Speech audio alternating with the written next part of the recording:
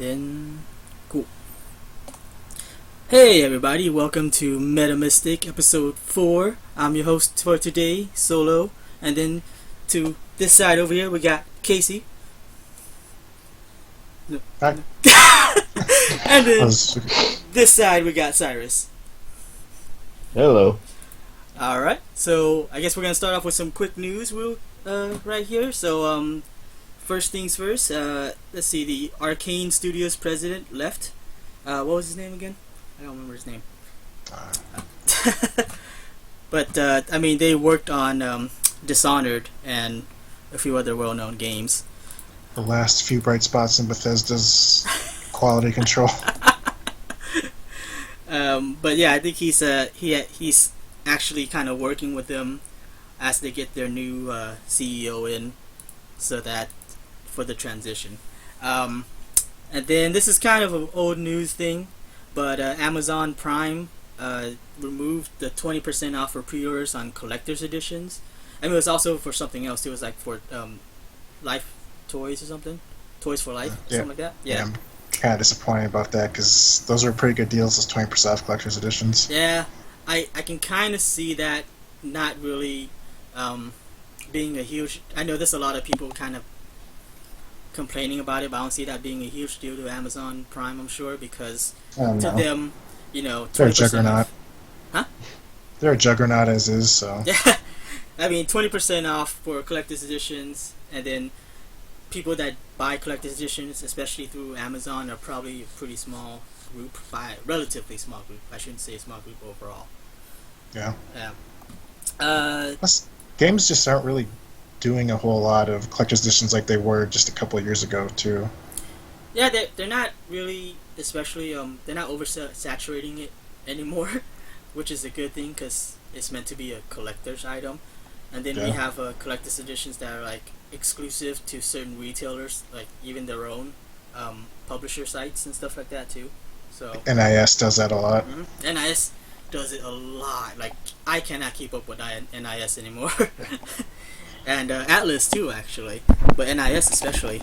And then we got Final Fantasy 14 servers apparently have been getting DDoS since June 16th, which is coincidentally, I don't know, I think that's the last day of E3 and also was the first day of beta release of Stormblood. Early access release of Stormblood. It's still getting DDoSed? It was getting, I haven't heard of it being resolved yet, but the DDoS was lasting for quite a while. Like a week past the official release. Personally, I think this is just my opinion. It's a lie from Square Enix because there really is no reason for anyone to do it. It's not like DDoS. It's not like a hacking issue or anything. It's really just creating like a busy server, so the servers would drop. And it's like, why would anyone do that on the beta release date? I think it sounds like they weren't prepared for it. I mean, why does anyone DDoS anything? That's true too. Yeah, DDoS all the time. Yeah, so that's Lizard Squad or whatever. I mean, that was. I considered that too, but yeah, I mean with Lizard Squad, this at least things like infamy, right? Because they're making like a statement and they're trying to like take credit for it, like yeah, we did this. Whereas this DDoS has no kind of anything to it. It's just took the servers down. All these Dungeon Defenders 2 recently came out and they had a plethora of server issues when that came out. And they admitted it, but they kind of swept it under the rug like, okay, it's back now, just pretend like it never happened. Yeah. So a lot of these companies they're not really quite owning up to their server issues. Yeah. So I wouldn't put it past any of them. Yep. Exactly. Excuse me. Alright, and then next we got Sega Forever. This is a little bit of old news, but it's still something we wanted to bring up. It's Sega Forever. Basically, they're releasing all the classic Genesis games on the iOS and the Android's mobile devices for free, and then you can get a upgraded paid version, which is without ads. To clarify, it's without third-party ads, so Sega ads still pop up for $2, and all these games come with like Bluetooth controller compatibility, so you can actually attach a Bluetooth controller to play with instead of on the screen, which is probably would be a lot better. I tried playing it, and it actually wasn't too bad, but it's still probably better with a controller. And then it also has cloud saves and online leadership. The 5 games are the Sonic, Altered Beast, Comic Zone, Kid Chameleon, and Phantasy Star 2 has already been released since the June 22nd, I believe. And then they're gonna eventually release more. But yeah, and then I don't know if anyone you want to comment on that. I love Altered Beast though, so I was totally down with that. Sega was like my first console I really got to play much. So I like Sonic and Echo and what else did I have? Jurassic Park. That's the fun one. Never really got far in that one, but I enjoyed dying a lot. I've tried to go back to a couple of them, but for me, Sega just hasn't aged quite well. Yeah. Or Genesis, rather, not Sega in general, but Genesis. Yeah. Genesis was like my entire childhood. I can't tell you how many hours I spent playing games like Vector Man and Earthworm Jim. Oh, I love Earthworm Jim. I actually played Earthworm Jim on the SNES, but I actually didn't originally own a Sega. Or Genesis, my very first personal system that was actually bought was PlayStation 1. Anything before that was borrowed or I played at a friend's place. But I did play a few Sega Genesis games. Let's see, Strider was probably my favorite. Altered Beast. What was it? Golden Axe. What else was there? Yeah. Stuff. Oh, Clay Fighters. a weird one. I actually was just talking about this morning to some of my friends. Beavis and Butthead. I actually played on Genesis as well. And I remember that. I remember getting so lost in the game, thinking, "What the heck am I supposed to do in this game?" And it was such an anticlimactic ending because I believe your whole goal of the game was getting on stage to a rock concert.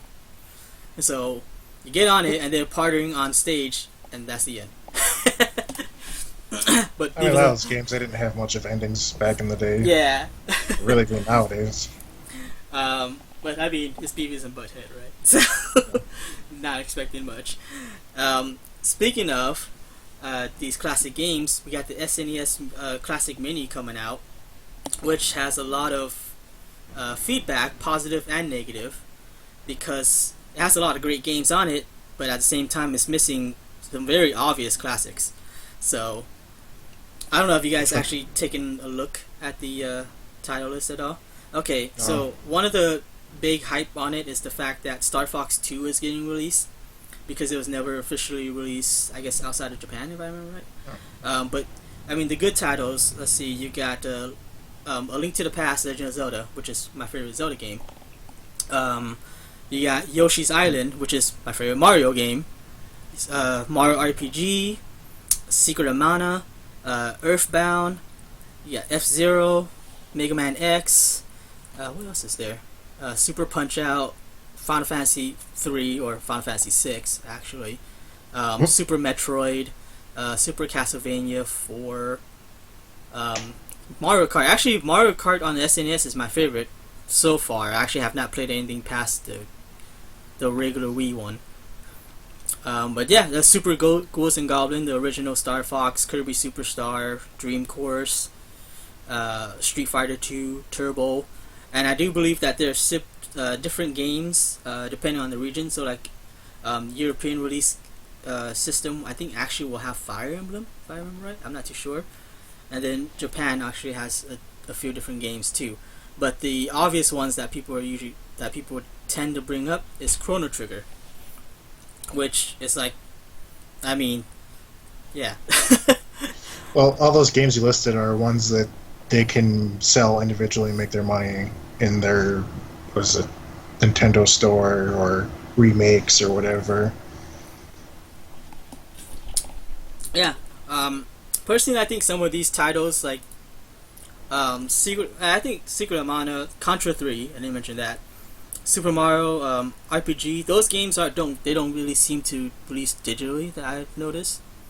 So I think that's alright, and I think they purposely left off Chrono Trigger because the title's so big that they've re-released it so many times that they just they don't want to put it on there. They've released it on everything pretty much, and they'll continue to release it on things, so they don't want to bunch it in with a console with all of the games. Yeah. Skyrim. But I think at the same time though, because this is still going to be a limited release, they said that they're only going to release it. Let's see, the release date is September 29th, which is my birthday, by the way, and it's only going to be released until the end of the year. They say they're going to produce more than the NES Classics, but I think the NES Classics had a longer release window, didn't it? Oh, actually, you know what? It was the end of the fiscal year, I think. So maybe, yeah. Alright, so we're going to get on to the more core topics, and the first thing is the Crash remasters, or the remakes. The Crash, you guys... It was like a draw between remake and remaster. It's somewhere, like, somewhat of both. Oh, yeah. So, personally, I have never been a huge Crash fan. I don't think I was too into platformers much, like Crash and Spyro the Dragon, and there was another one were some of my initial PlayStation 1 games. And I tried... Gex or Gecko or whatever that was. I don't think I had Gex. Croc? What was it? Croc? No, I don't think I had Croc either. I don't know, there was another one, I'm pretty sure. Well, regardless, I tried to get into them. I couldn't. Even Spyro, I was like, oh, it's a dragon. I'm Asian. I like dragons. Let's try this. I just couldn't get into it either. So, but I know you guys were really into Crash. So, let's hear what you have to say. We'll start with Casey. Well, I think Crash was one of the first PlayStation 1 games I had like that, and Final Fantasy VII I was able to get.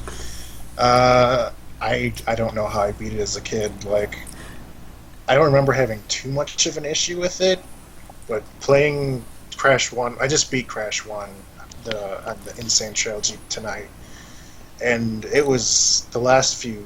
Well, Cyrus still getting to those points, but no, he's going into the most difficult area of the game, in my opinion, right now, and I don't know how I did it as a kid, but. There are a few issues where it feels like the hitboxes aren't appropriate to, like, especially the turtles. Like, I jump on a turtle, I go through its shell and die, or I'm behind a turtle and somehow it registers to hit me and I die. That's kind of frustrating. There's no issue with these retractable stairs. On my screen, the stair looked like it retracted. But I jumped on it and I slipped through it and died. So there's a little bit of issue with the hitboxes, but otherwise the challenge is fair, I think, for the most part. I'm enjoying it. I just played like the first level of Crash 2, so I haven't played any of Crash 3. I played the original Crash 1, as I mentioned, on PS1, but I never played 2 or 3, so that's all new to me. But overall, I like it. Pretty good for $40. Yeah, you can use it for remaster or remake.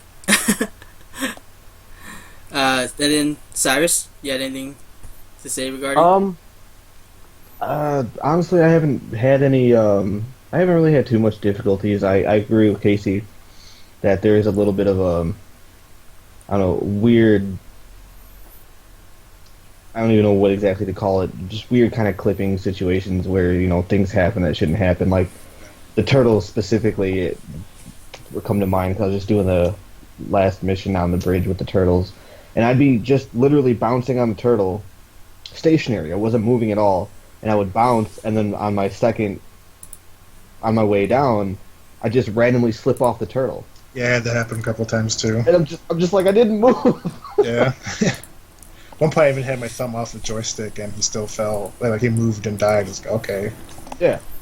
So, I mean, other than that, yeah, I mean, there's a little bit of platform difficulties that just aren't quite. I noticed a lot of like some jumps or even just a stretch too far. You have to pretty much be standing almost off the platform in order to reach the next one.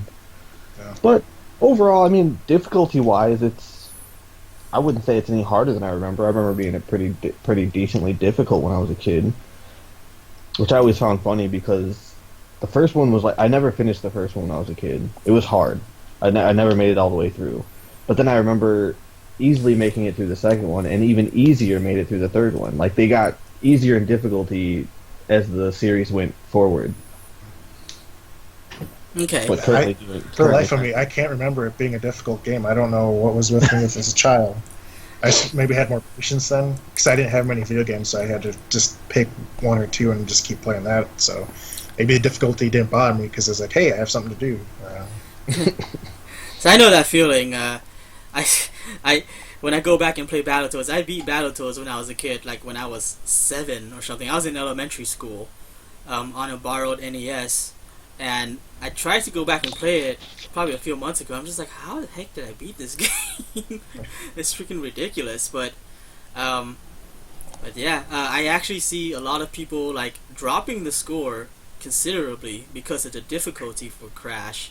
My personal opinion, old games played that hard. I think they were trying to stay true to that, and I don't think it deserves like a dip like that just for difficulty.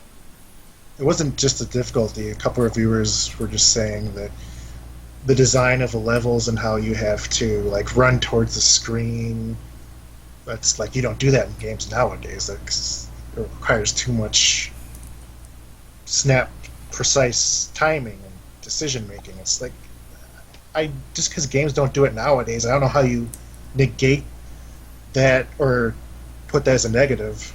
Yeah, I mean, the game stayed true to what it was.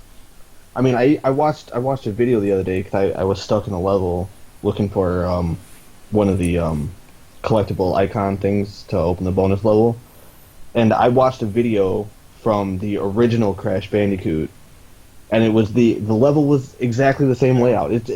It's exactly the same game, just spruced up with the graphics. I did notice the second to last boss. I believe they did change one of the mechanics on how you damaged him, if I remember right. But I could be wrong. But they did change that a bit. I think it actually made it harder. Well, yeah, I mean, I'm sure they've added some subtle differences here and there, and revamped a little bit. They had to do something. Yeah. I don't know, but for the most part, it's the graphics. Yeah. Yeah, for the most part, it's still true to what it was, though. Yeah. There's a lot of memes right now about how it's part of the Dark Souls series. Yeah, that came from Games Radar or something, their review, where I don't remember the exact quote, but I think the reviewer said that it's a shame that Crash has become like Dark Souls, or something along that line. So just saying it's a shame that it's just comparing the difficulty to Dark Souls from Crash Bandicoot, and people are ripping it apart because just because a game isn't as hard doesn't make it Dark Souls or on that level. And on that note, it saddens me when you think about it, because the games that we played as children, playing, talking about Super Nintendo and Sega, and I mean even PS1, they were made to be difficult. They were challenging games. They wanted to make sure that you were getting your money out of it. And that was back when we were only paying like $20, $30 brand new for a game type of stuff. And they were hard. And I mean, you talk about Super Nintendo and Sega, you want to talk about hard, try beating an entire game in one sitting, because you don't have any, you don't have saves, you don't have, checkpoints, stuff like that. Yeah. Yeah. So, but I don't know, that's a common point made too about trying to compare old games and new games. Of course, this is a remake or a remaster or a little bit of both. So I guess they're expecting something else updated besides the graphics. But obviously some of the newer folks that the newer generation that didn't play the original Crash can't really compare it and say, oh, this is how it was before. They can't say that. This is their iteration now. But I still don't think that it should lower the score that much. I think there's a little bit too much of whining, basically. Yeah. Kids nowadays will never know the struggle of not having YouTube videos to follow walkthroughs. Yeah. They will never know the struggle of waiting for that those couple days after a game came out so you could scour the internet for cheat codes. You know what? I will have to say, I will have to semi-agree with that too, because most games nowadays are released with walkthroughs and guides that you can buy straight up from beginning of the game. And of course, back then they had that too, but it wasn't like day one release. You can buy it. Someone made the guide after the game was released. After a while, and I've seen people make ridiculous claims about how fast to beat a game and how there's not enough content. I would say one example. This is just because it's a recent example, and not just because how much I like the game. I just happened to see it recently. Final Fantasy 15. Someone said they spent 80 hours on the game and did all the side quests, found all the fish, everything in the game, 100% complete, beat the secret boss at 80 hours, and they were saying not enough content because they beat it so quickly. I call complete BS on that. They're definitely using a guide, because I went well over 150 hours. Even if you count like the 30 hours of idling, I was nowhere near done with all that. I caught probably maybe like 1/6 of the possible fish. So yeah, like if you don't know what bait to use and where to find them and all that, there's no way you can 100% stuff like that. So yeah. But yeah, I mean, I understand that it's a recent generation and they're just like, oh, just because you didn't have it doesn't mean that we shouldn't have it, type of thing. But I don't know. It's not even to say that all games are easy. I mean, there's like Super Meat Boy and games like that are popular with this generation. So I don't get why people are so upset, because there are difficult games this generation too. So why can't you blend both generations into one? I don't know. I still wouldn't even put Crash on anywhere near difficulty terms with something like Dark Souls, though. Like, that's just ridiculous. It's not that hard. Yeah, it's a little rage-inducing, but I've watched your guys stream, and I know that you guys have had issues. Not you, Casey himself is not that huge of a rage person, but you can tell when he gets irritated or frustrated. But I mean, when you consider that, off stream, you guys have made significant progress. You guys by far beaten the first Crash, right? Both of you at this point. No, I'm near the end. I just beat it tonight. Yeah, and there was a few days or something, and I know you weren't playing it all day, so that's not compared to like Dark Souls. I know it's like a joke when they compare it to Dark Souls, but at the same time, it's not a joke.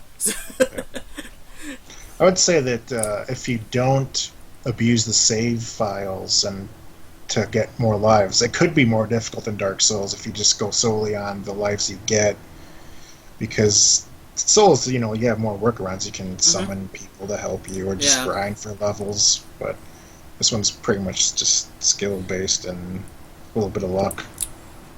There's an exploit for saves, but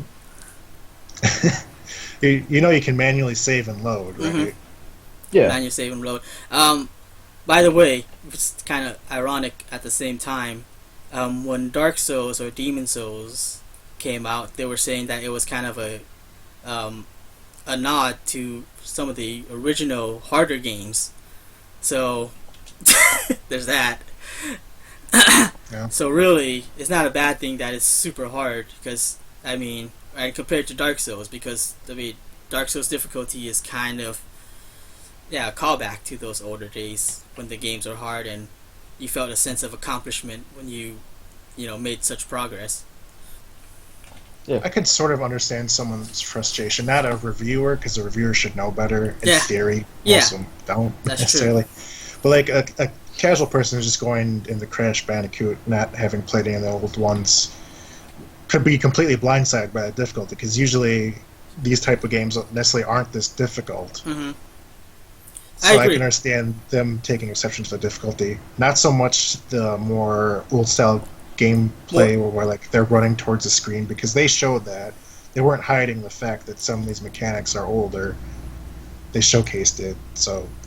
reviewers are more experienced, so you really don't expect them to make those kind of comments.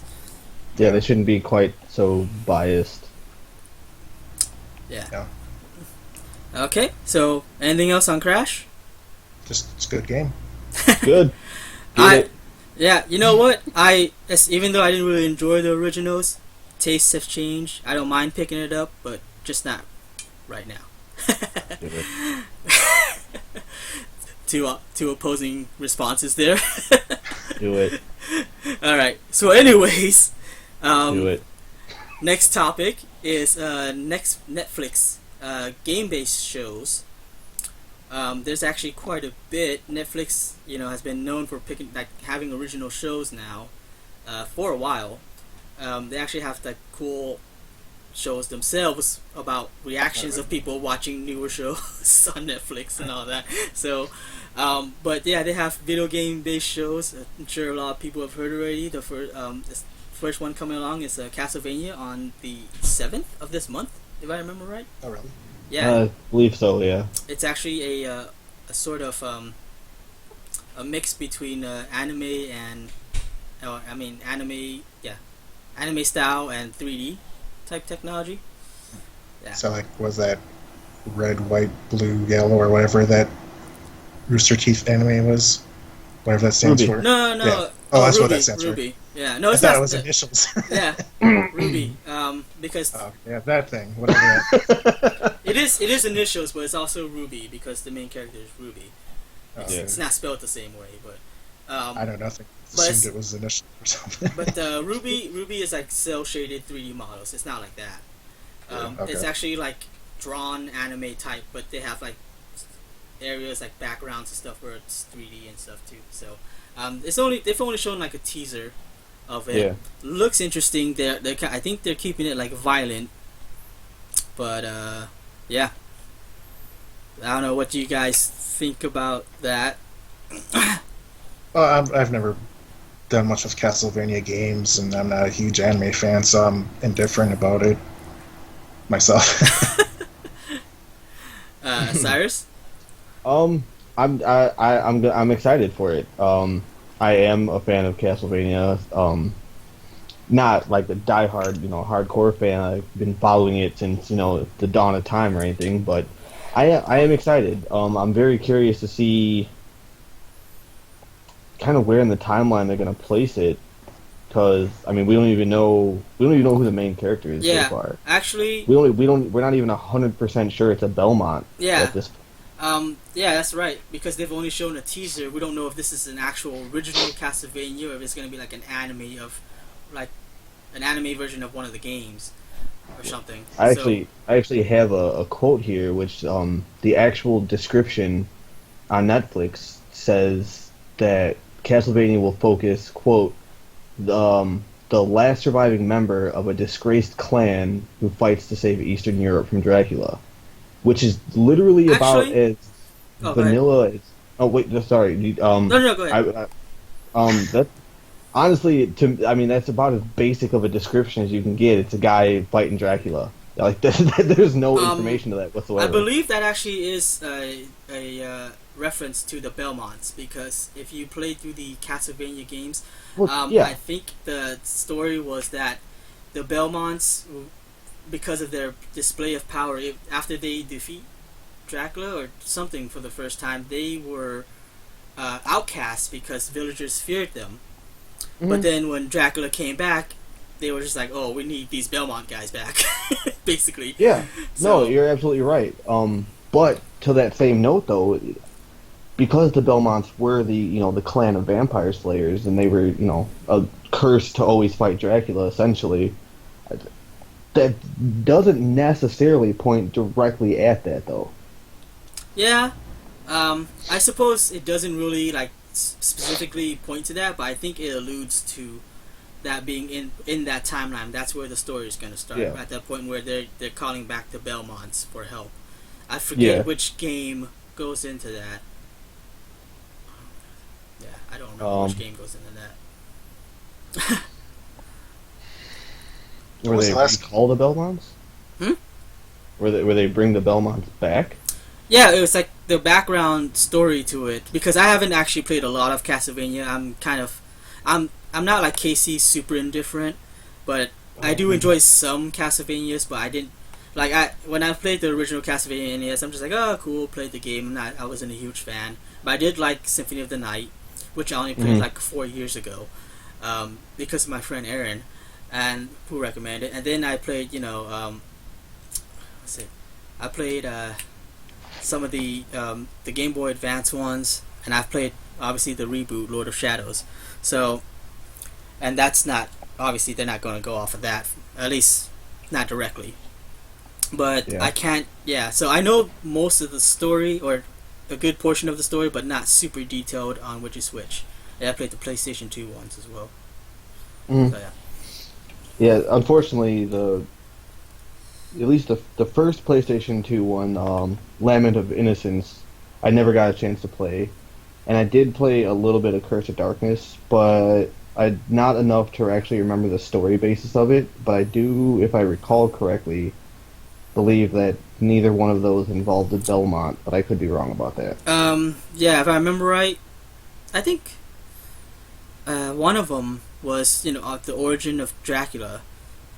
So before he was Dracula, and I think it did involve the Belmonts, but I don't think that was where the part where they were like bringing the Belmonts in. It was more like before Dracula was even Dracula. So, Right. Yeah. Should ask Dengo, doesn't he know a bunch of Castlevania stuff? Yes, Dengo knows a lot, yeah. Dengo would know a lot. Most definitely. And again, I mean, with so many different Castlevania games following so many different main characters, not to say that, I mean, the show could be about anything, but, I mean, there's stories going every which left and right, depending on which... It's out of chronological... Inside series. It's out of chronological order. So, yeah, it's hard it really is. And then, you get games like, on the 3DS, what was the name of the game? Dawn of Sorrow, I think it was. Is it Aria of Sorrow? No. Aria of Sorrow is GBA. That was Aria of Sorrow was the Game Boy Advance one, and then it was kind of... Wait, it might have been Dawn I guess it was a sequel that was Dawn of Sorrow on the 3DS, which followed Soma Cruz. Yeah. Which obviously is named Soma Cruz. He's not a Belmont. So, I mean, again, that's just another portion of the Castlevania series that veered off from there's no way the original standard. Well, I mean, considering Soma Cruz's story, though, he was significant to the story. Well, yeah, no, I mean, but not the original, Belmont versus Dracula, the base original story. Yeah, but I think the whole thing with that was it's way into the future, quite much into the future compared to the original Castlevanias. Oh yeah, completely still relevant. I'm just saying, yeah. All right. Well, moving on from Castlevania, because we were on that topic for a while. There's the Witcher show, which I actually know nothing about. Do you guys know anything about it?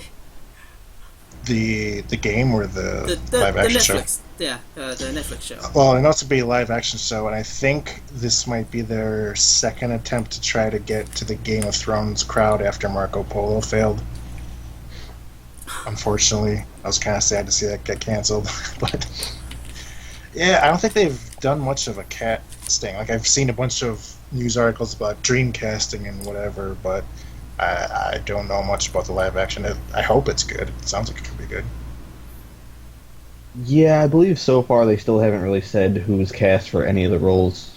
At least not that I've noticed. The only thing that I've heard of was that, at least for a few episodes, they actually did have some people who worked on the game actually come in and assist with production of a few of the episodes, like I think maybe some music, possibly, and some other creative ideas, maybe even directed an episode or two. I can't remember exactly what I heard. Okay, but it is a TV show though, right? Yes. It's not a movie. Yes. Okay, No, yeah. So definitely has good potential, because I know it's the original Witcher is the book series, right? So I think is so. that right? Yeah. So then the games is based off the books. So I'm sure the series will be based off the books. And usually series are done much better than a movie that tries to condense a story. Yeah, Netflix usually has a good track record of at least trying to get a show to work. Doesn't always work, Marco Polo, but they try. I think they also try to bring back shows that were canceled on television networks too, right? Which I've noticed that. Yeah. Which is pretty cool. Good, yeah. I believe they picked up Arrested Development, I think. Yeah, it's a Netflix show now, but it was on TV. Yeah. I was hearing about this show. I don't know if it was originally on Netflix, and they're bringing it back, or they fought for it or whatever. But it's a show called Sense8. That's a Yeah. Netflix show. Okay. Yeah. And I think I did hear that it got canceled, but then now they're gonna work on a new season or a 2-hour season or series finale or something. I don't know, something like that. I heard that they were. This has been rumored for years. I think they might just be hopeful fans, but there were some rumors about a Firefly send-off season or something like that. Oh yeah. Everybody refuses to let Firefly die. Yeah, I never personally seen it. haven't. Hey, yeah, I never seen it You either. know what? I mean, it's possible because they brought back Twin Peaks. Oh, that's another one. Yeah, Yeah, and I heard it's good. Yeah. I heard it's the Mystery good. Science Theater reboot or revamp, whatever. It's pretty good too. Yeah, so you never know. They Gilmore might- Girls. I've never seen that show, but that's another one they brought back. Oh, really? Yeah, yeah, I've noticed that. I did not know Yeah. about that at all. Oh, and Fuller House. Yeah, Fuller House. Most of these I haven't bothered to watch. Fuller House. Some of those you don't need to bother to watch. Well, Fuller House, I saw a few episodes, and it's still good. I actually like the first episode where they actually mirrored a lot of what happened in the first episode of Full House. Nice. Yeah, which is pretty cool. And they even took a little jab at the Olsen twins, which was funny. But yeah, speaking of condensing of shows into movies, they also have Death Note, which is scheduled for release August 25th. This is obviously not trying to follow the source material exactly. It's quite different from what I can tell with the trailers. Personally, I don't think that's necessarily a bad thing, as long as they're making it obvious that they're not trying to follow the source material. Yeah. I mean, we've seen, like, I know a lot of people are, like, complaining about, whitewash cast and all that stuff, even, like, with Ghost in the Shell, being the last big one. And then, like, the Japanese people were just like, well, we didn't expect it to be Asian actors. We kind of expected it to be American actors. And I've kind of heard good and bad things about Ghost in the Shell from fans of the original. And some of them really liked the way they did it, some didn't. So it's got really mixed. With Death Note here, I see obviously they're being really different with it, and they're making it obvious that it's going to be really different. And I know there's already people complaining, but I would say, it's obviously not going to be the same, so let's see what they do with it. Yeah. I think it looks good. I mean, again, like, I'm not a big anime fan anymore, but back when I was, one anime I could still watch probably today is Ghost in the Shell.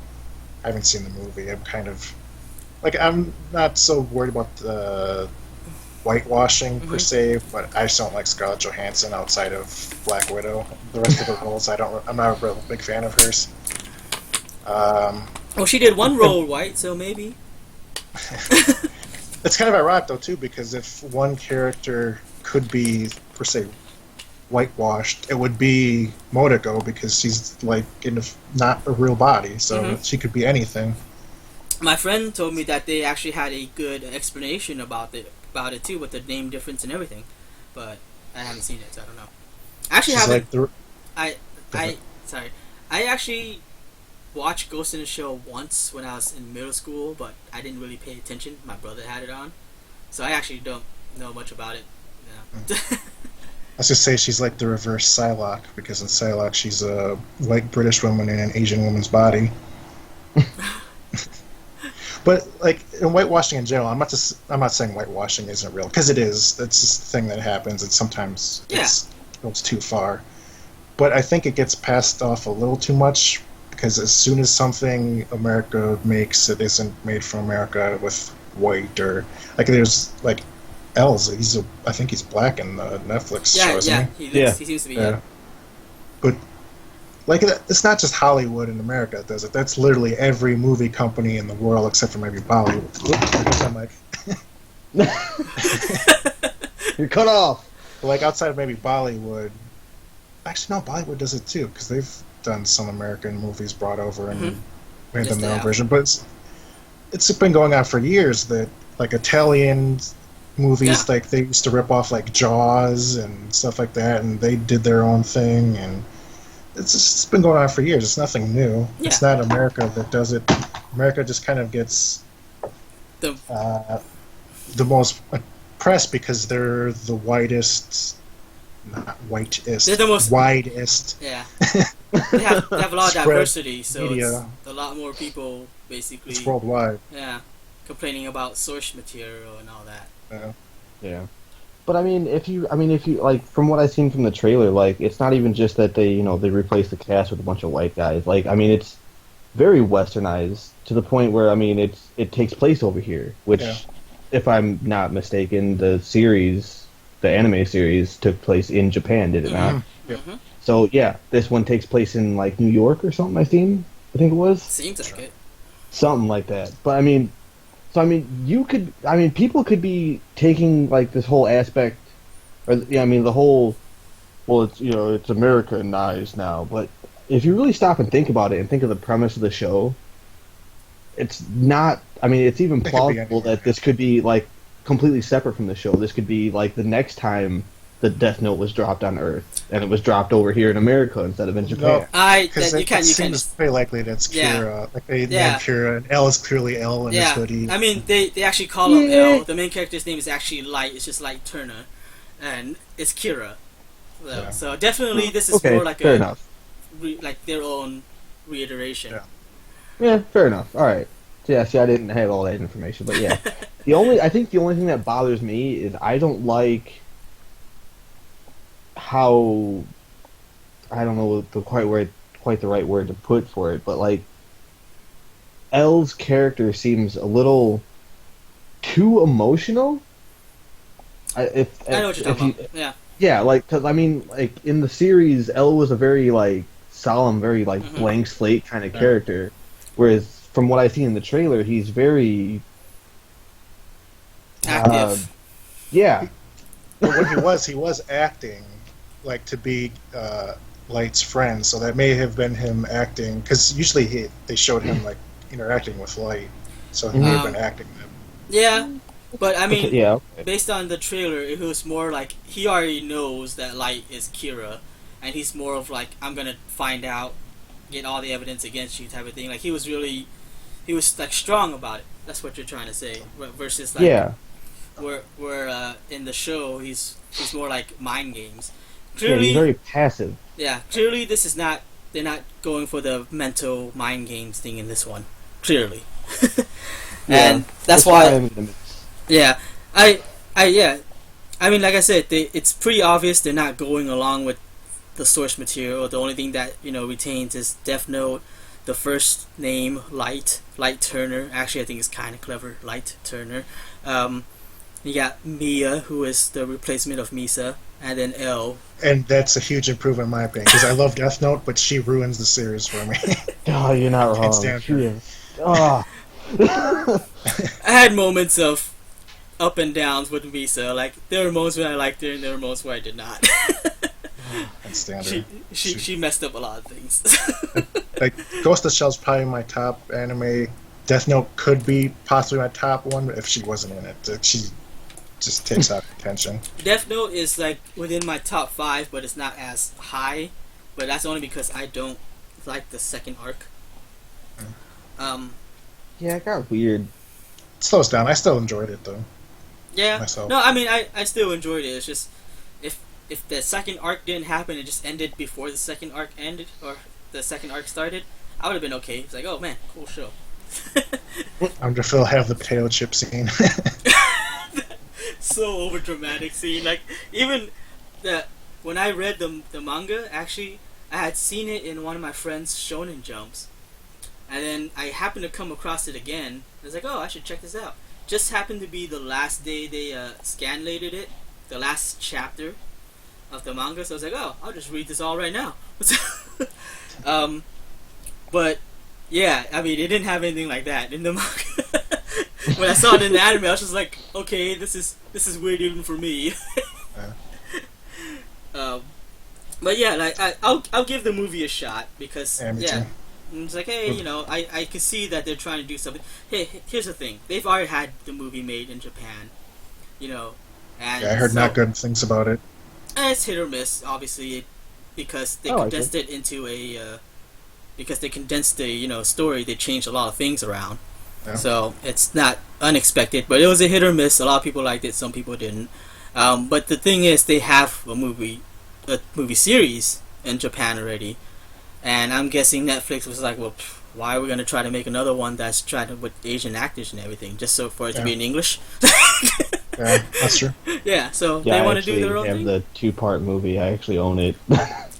There's a third one too, right? I believe that's not actually it's like more like a prequel because it's with Naomi and stuff like that, right? It's no, that's No, it's a there's retelling, book. isn't it? There's a book that has to do with Naomi. yeah, the Oh, the movie is like a summary, isn't Right. it? I have the book too. But there's the first movie, there's a second movie, and then the third movie is spoiler alerts. Basically everything that L does in his last 7 days. Oh, okay. Because in the movie it was really condensed, like it was okay, yeah, you only got so blah blah, and then it moved on. Whereas then they made a third movie which expanded those last 7 days of his into what he set into motion and stuff like that. Which I actually haven't seen the third movie. I've only seen the first two. Okay.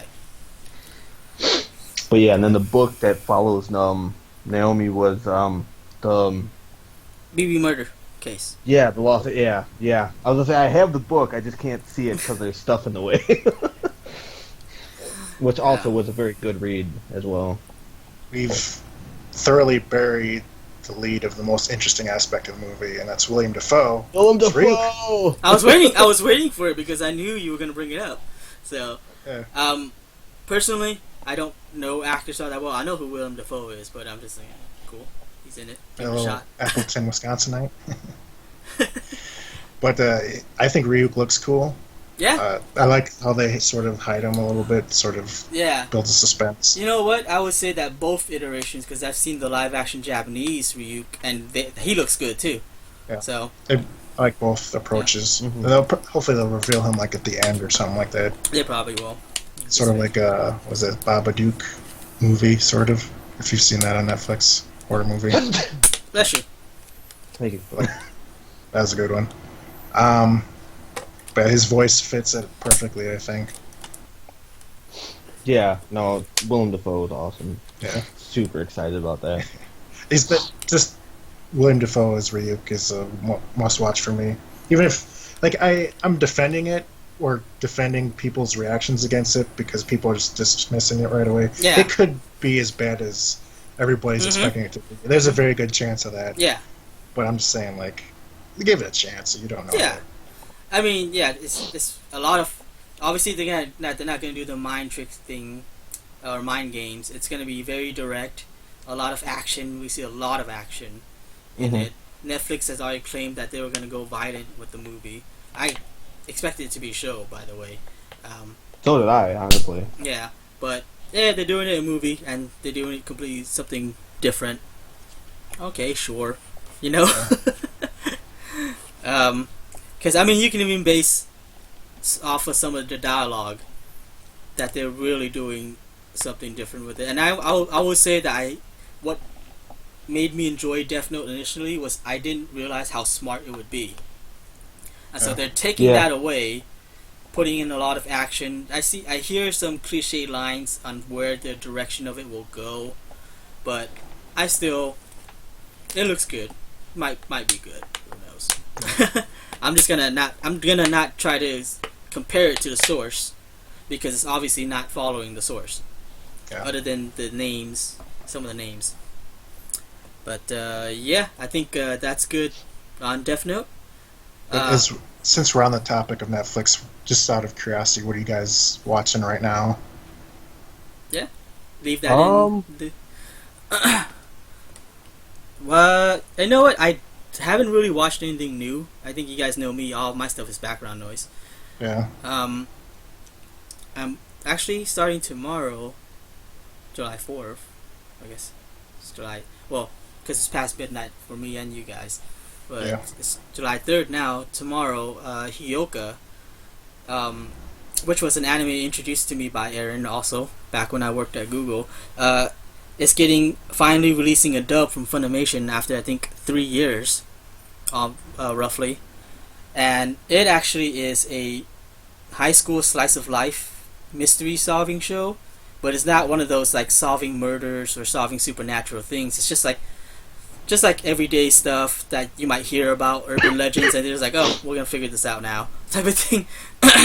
It's entertaining, and to be the lead girl. This is the two main characters. This is 4 characters, but there's 2 main ones.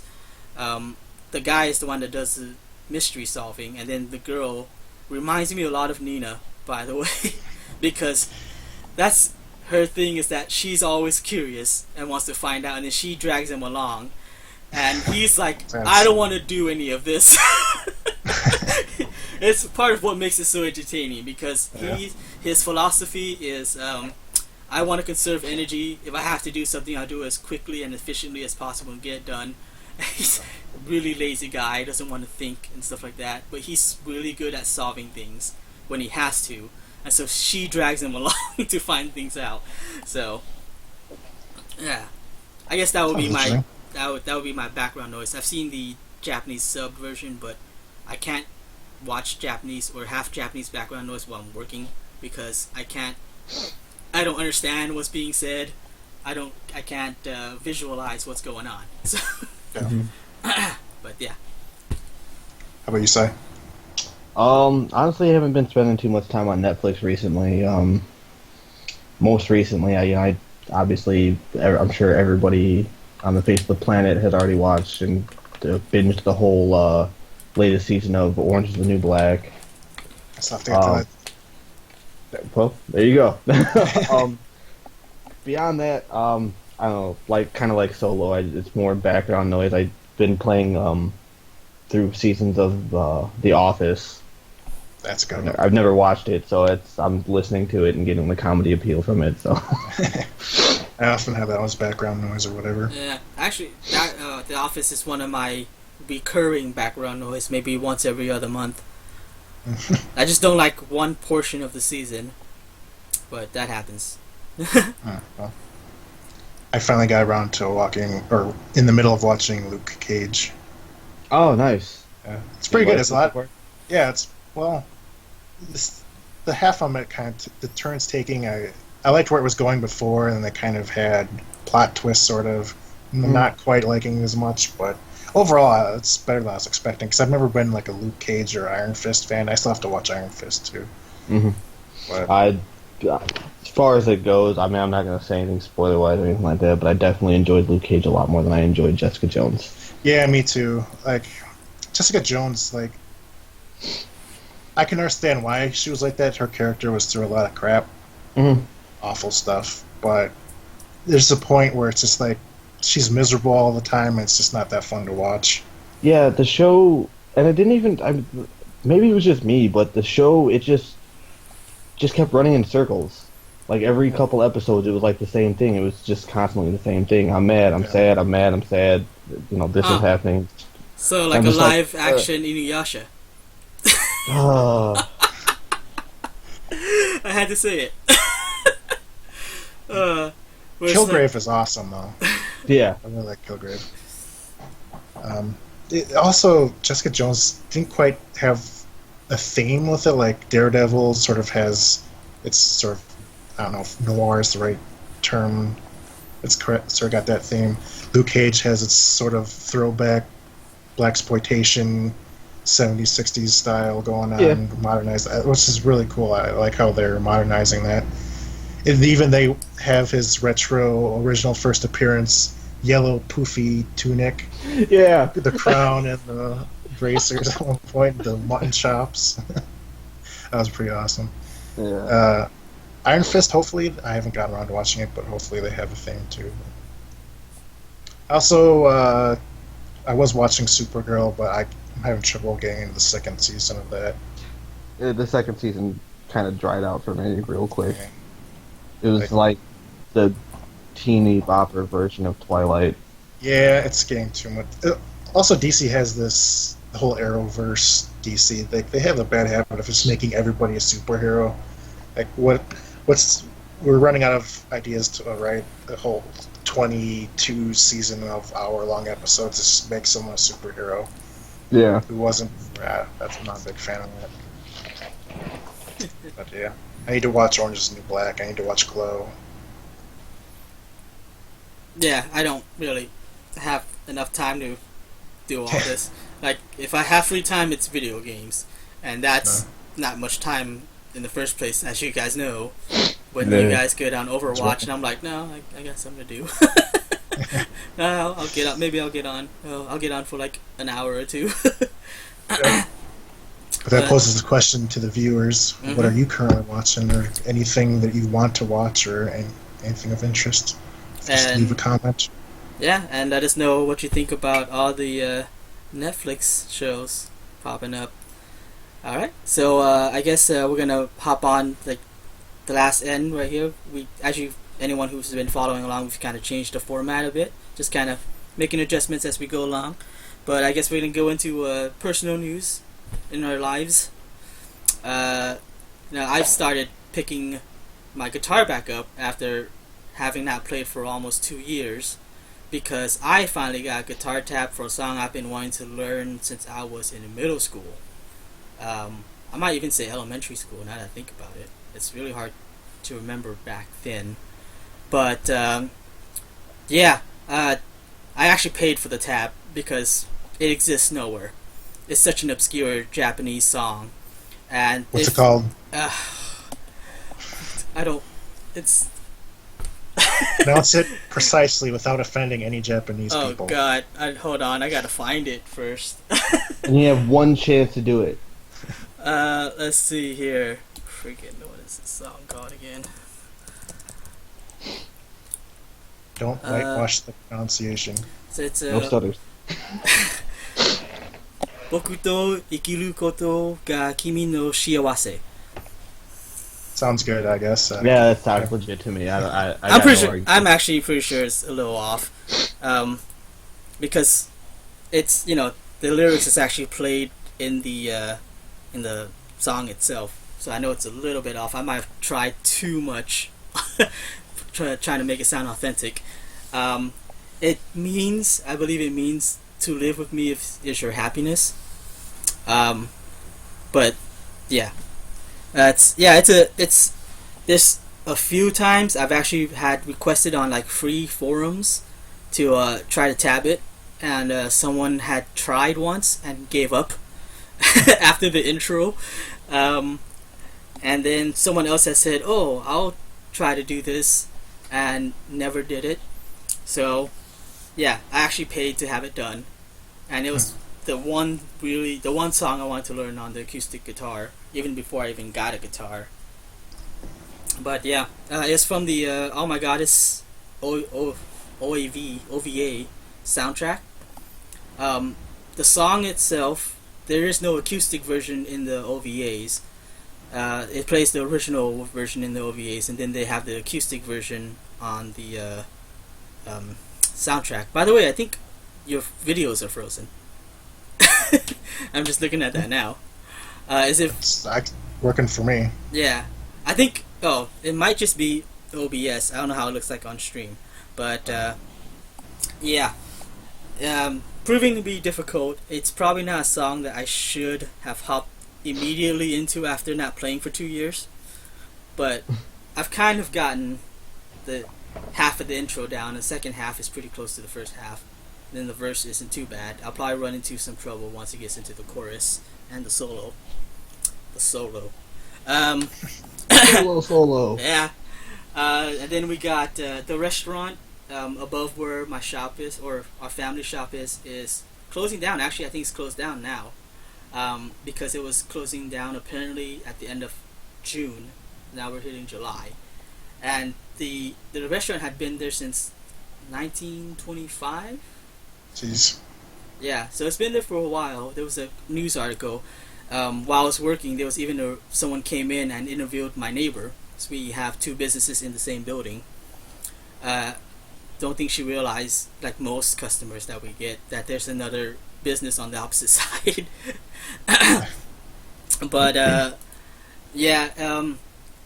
they what the big deal with it was the fact that they've been there since 1925, and their note said that basically was blaming it on rent. We live in the Bay Area. Rent is ridiculous, but honestly, our rent is really, really, really reasonable. And as far as I know, it's the same landlord, because they're right above us. It's the same landlord. Actually, I know for a fact it's the same landlord. Yeah, and it's really reasonable, especially for a business. It's like the cost of a studio apartment here. So Nice. for a business, So I'm pretty sure that's not a problem. But once that news got out, they were like out the door. So to get into it, it's the door right next to our building, and you have to go up the stairs to get into the restaurant. So it got lined out, like down the stairs and out of onto the streets.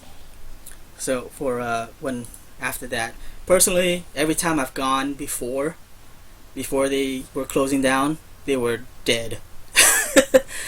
Like nobody in there. Every now and then I saw maybe like 2 people in one of their booths, but they were like dead. And I know that's also based on the fact that they changed owners like 10 years ago, and they kind of changed things up. You looked at the Yelp, a lot of people were saying, oh yeah, I used to go here, the last 40 years or the last 20 years, and it used to be really good. I'm getting gone recently, and it's not as good. So I'm pretty sure it's just a blame thing. Conspiracy. And then last thing I got is there was a highway jumper on one of our local freeway. I think it caused traffic for like 4 hours or something like that. Luckily, he was talked down out of it. So That's good. yeah. But on that note, I think Casey. Go ahead. Yeah, just real quick. Our videos actually are frozen. yeah, we're looking in the same direction. Yeah, it's kind of funny because you're staring at the crowd very, very intently. That's what I thought. It has moved though from what I said earlier, so that's kind of odd. That is odd, but yeah, I've been watching it through most of your personal experiences, and Casey hasn't blinked at all yet. Okay, there we go. I think I've gotten the reason why. There it is. Yeah. Oh yeah, we're moving again. Okay, go on, Casey. But yeah, Sorry, go ahead. like you told that story, and like just the same. It was a couple days later in baseball. There was, I think it was, I don't know if it was on the way to a game, but there was an umpire who was in Pittsburgh, the Pittsburgh Bridge, I believe, that leads right to the stadium. So it may have been on the way to the game, but there was a woman who was ready to jump in. The umpire actually stepped in and talked her down himself before. Nice. So it's like, Yeah. I mean, saying like a lot of people were just passing by, and he stepped in and talked her down. oh, that's good. Very nice. Yeah, it was probably the lady that got hit in the shoulder with a baseball bat, and everyone's making fun of her because of the podcast. Yeah, she moved all the way to the Bay or Pittsburgh. You never know. And then, did you have anything else, Casey? I know that Cyrus has something. I don't know if he wants to talk about it. No, Go for it. I don't have anything. Yeah, so I think Cyrus did an event thing. yeah. Well, just in unrelated random news. Apparently, I'm fairly certain there's a serial arsonist in town because buildings have been burning down a lot lately. You know what? Funny thing is, yesterday it was so weird. I was going home from something. Where was I going home from yesterday? Oh yeah, I was picking up some stuff for my sisters. But it was just down the street from where I live. There was a fire truck. And then if you turn the corner from there, down the street from there was a fire truck and multiple police cars. Now on the opposite side, if you turn down the street, the opposite side of the street, from where the first fire truck is, and then turn the corner there was like 3 police cars. I don't know what the heck's going on. This is like within not even a mile, within like a quarter of a mile This is this is not at all far from where I am, so I don't know what the heck's going on. But that was yesterday. But back to Cyrus. Yeah, I mean, I don't really have any details or anything like that. I just was it last Sunday. There's a building, a rather large building downtown that we're just working on renovating. That something happened and wound up pretty much burning down. So that's going to be a huge setback. But more to the same note, though, just this past Friday, there was a car lot that the office building was set on fire or caught fire. I shouldn't say set on fire, allegedly. But no, it caught fire, and it was a relatively large fire. And come to find out, that's actually the second car lot that's had a fire on the same road. Sounds like an arsonist. We might have an arsonist in town. It's not me, promise. Yeah, I think we're all too much of shut-ins to be doing anything like that. Yeah. Too busy sitting here in front of my computer screen. It's a Chicago area, man. Yeah. But actually, on the ironic topic of me getting out of the house and not being in front of the computer screen, and on the same topic of the nostalgia overflow of this week with Crash Bandicoot, I went to an arcade today up in Madison, Wisconsin. Really nice place, and they have a very large variety of games, everything from all kinds of old school pinball machines, arcade cabinets from the 80s, you know, you're talking Miss Pac-Man, Galaga, Contra, all your old school stuff, Donkey Kong, and, you know, plenty of new stuff too, and it was just, I had a blast, and it was really nice to see a lot of that stuff that I personally haven't seen, because we don't really have many arcades around. I don't think they're quite as popular at all anymore. No. But, I mean, to see, like, old school, like, Mortal Kombat 2 and Killer Instinct arcade cabinets, I'm just like, I used to play that all the time! Didn't you say it was like $15 and you could just get in and just play whatever you wanted? Yeah, $15. That sounds awesome. Yeah, $15 flat fee per person. All the games are free to play, and you can play all day. They give you a wristband, which I don't have on anymore, but they actually give you a wristband, so, you know, in case you want to leave and, you know, go have lunch somewhere or something like that, and then come back. That's cool. Completely free, yeah. That's cool. I read a review. One guy actually said, like, he went there, like, on his lunch break, you know, played a couple games, went back to work, and then when he got off work, went back and played some more games. That's cool. That's cool. We have a few of those, like, old school arcade types around here too, but I'm not too sure if there's any of them where it's just like pay one, like, flat price and play all day type of thing. So that's pretty cool. Did they have, I actually talked about this with my friends this morning, did they have Alien vs Predator? No. I'm disappointed. Yeah. It's my favorite arcade game. Yeah. I'm not saying by any means that they had, like, everything. Yeah, they of course. They had a pretty decent selection of stuff, especially a lot of the classics and a lot of pinball machines. Nice. Cool. And I understand that there is a video floating around somewhere of you playing DDR. Nope. There is. But so my father very kindly decided to take out his phone while I was rocking out to DDR, and now there's a video, possibly I think there's just the one, of me hitting the dance pad on Facebook. What's the song? I don't remember which one I was playing at the time. Was it Boom Boom Dollar or, like, Little Butterfly? I think like there are two songs. That's a good one. All right, leave me alone on that one. Yeah, no, I wouldn't. And even just from hearing it, I probably wouldn't be able to tell you exactly what it was. But yeah, it's there. There is a video on my Facebook, which is down below the video here, of me DDRing it up. Yeah, I wasn't even gonna say where you can find it now. That's cool. But to the same blackmail, he also got a video of my mom playing some shooter on one of the machines. So I'm not the only one that's been, exploited being at the arcade. Sweet. And then lastly, I want to say, how come you didn't invite Casey? It's in the state. That's true. Madison's quite a ways away from me. Is it? How far? How about approximately? How like time wise? How far? Let's see. Milwaukee is. Well, it's summer, so there's always construction in Wisconsin. Well, yeah. There's only 2 seasons in Wisconsin: winter and road construction. That's fair. Sounds like you live in Rockford, man. There's always a road being worked on here. Yeah. That's Milwaukee without any hiccups is probably about an hour and a half. At least to Miller Park. That's not actually going to the city. Madison's more west, so I'm guessing 2.5 hours maybe. Oh wow! That's Yeah, not see, there's that- only about. Well, for me and my health, that's quite a Oh bit. yeah, I guess that's Yeah. true. Yeah, it took us about an hour 10 minutes to get there. That's not too bad.